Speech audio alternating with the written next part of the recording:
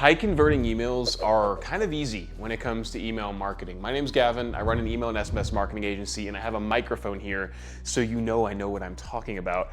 In today's video, I'm gonna show you exactly how to design a high converting email, and I'm also gonna explain some of the other elements that actually go into email marketing that makes an email high converting. If you have any questions, comment section, check out my newsletter, check out my free resources in the description to this video. Without wasting more of your time, let's get into the video. So I know this is probably going to sound a little controversial, but email design is probably one of the least important factors when it comes to your email converting. I know that sounds crazy, and I know the video of this, rather the title of this video might make you think otherwise. I'm not going to say it doesn't matter. Design does matter, but it doesn't matter nearly as much as you think it does when it comes to how well your email is going to convert. What does matter is the offer that you have in that email, the segmentation you use when sending that email, and obviously the quality of the audience that you have and the products that you sell. That's what matters most. Design comes after.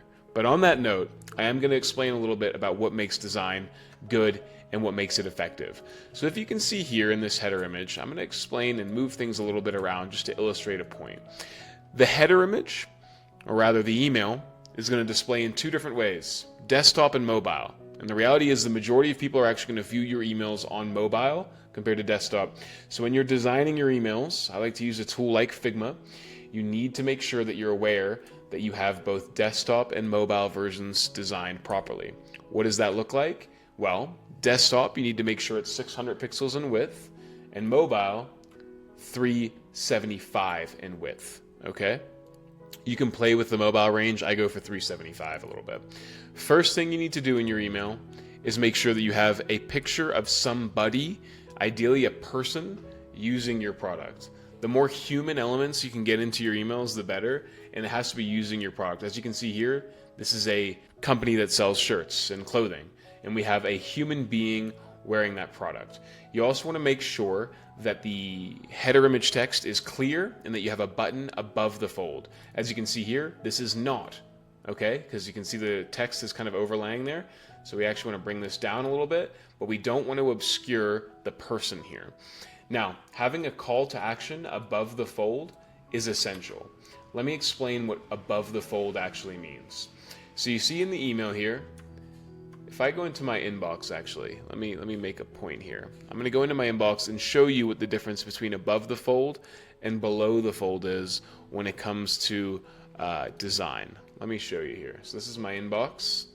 Got my promotions. All right. This is an email. This here is above the fold. Everything below here is below the fold. My job is to make sure above is before I have to scroll, below is after I have to scroll. My job as an email marketer is to make sure that the call to action is above the fold. All right? So this call to action here is above the fold, meaning somebody can click a button before they have to scroll. And we have clear UGC. That's going to be one of the biggest factors when it comes to the design element of your email being high converting. Then you want to have clear body copy, secondary call to action. Ideally, each email has a primary focus of one. So you're focusing on one element, and then a secondary focus, if you can, that just highlights other products, right? So really, honestly, I know this sounds crazy. Design doesn't matter as much as people think it does. But when it does come to influencing design as an element in your conversion process, it's having a clear header image, clear call to action above the fold, clear body copy, ideally black on white text, not white on black text. People don't read that as well. Make sure it's left aligned, and make sure you're designing with mobile in mind, right? A lot of the times people will export an image that looks good on desktop, but they forget that the mobile version, the screen, it shrinks and the image gets smaller, which makes certain elements harder to read. So when you're designing, make sure you're designing with desktop in mind and mobile in mind. And then obviously you want to ensure that you have reviews. That's another thing that is going to help with your conversion rates for emails. Having reviews. Now obviously these are just placeholders, but the more real your reviews can look, i.e. if you can get a person's name in here, or even better if you can get their photo into these reviews, that's going to make the reviews look more authentic, more real, and help build that trust between the customer reading the email and the individual who eventually goes on to buy that product from the email. So that's what you want to do. You want to have customer reviews, clear header image, secondary call to action that highlights products, one clear focus above the fold with the call to action here.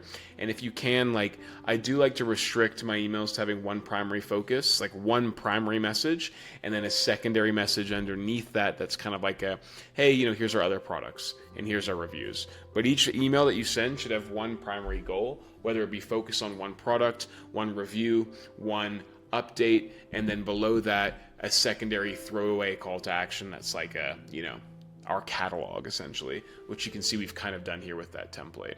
I hope that makes sense. I know that probably sounds crazy coming from an email marketer saying that design doesn't actually matter, but it doesn't. I'm telling you now, what matters more is the offer that you have in the email, the quality of the audience that you drive to your website through ads and organic, and then obviously the product you sell. No amount of email marketing is going to fix a crappy product. No amount of marketing is going to be able to sell to an audience who doesn't want to buy from you. Email marketing is ultimately middle of funnel, right? So email marketers in my space, we rely on good ad teams and good product. We can accentuate the results of a good ad team and a good product development team, but we can by no means turn the business around from, let's say, an audience that isn't good. If your ad team is driven like 10,000 subscribers who are never going to buy, no amount of email marketing is going to turn those people around.